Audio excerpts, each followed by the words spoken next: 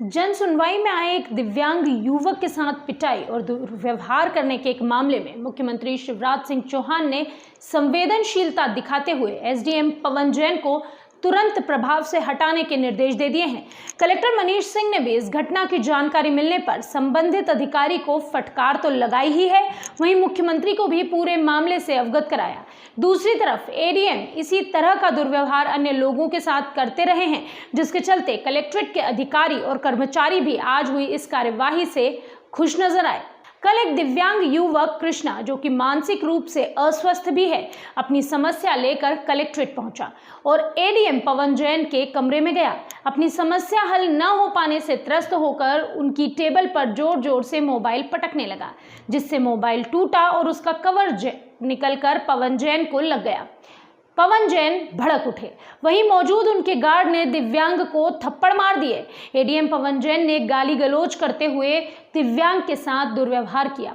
मौके पर मौजूद अपर कलेक्टर अभय बेड़ेकर ने उन्हें समझाने की कोशिश की, मगर जैन नहीं माने।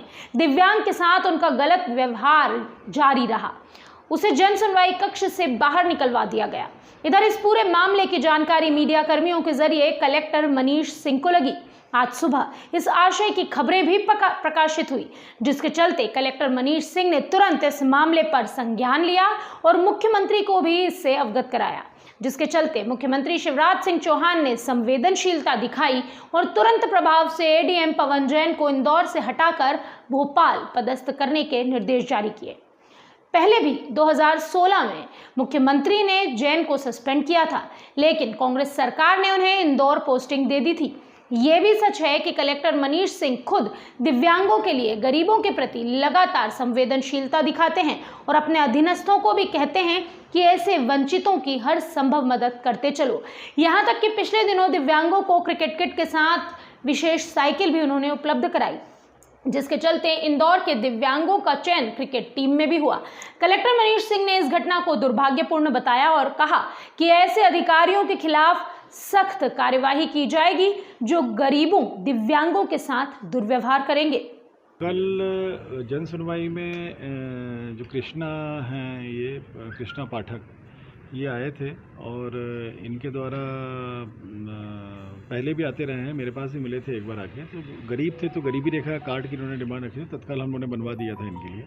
द्वारकापुरी के पास साई बाबा नगर निवासी हैं ये, और ये इनकी जो मांग थी वो उनके दादा का या किसी नाना का मकान का नामांतरण का इशू था, जो नहीं हो पा रहा था, उसको लेके व्यथित थे। तो बाहर कुछ आवाज़ तेज़ी से कर रहे होंगे और अंदर सभी एडीएम्स जन सुनवाई कर रहे थे।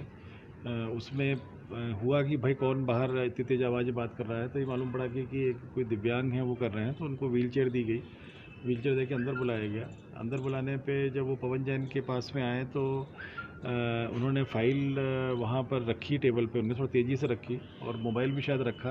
अब एग्जैक्टली उसका उस समय का जो मुझे अधिकारियों ने बताया है कि इस प्रकार से रखा मोबाइल की उसका कवर टूट करके और एडीएम के सामने लगा उनको कहीं शायद। उस पर से बट नेचुरल है कि थोड़ा बहुत अधिकारी वो होते हैं कि उत्तेजित होते हैं, तो उत्तेजना भी हुई एडीएम में।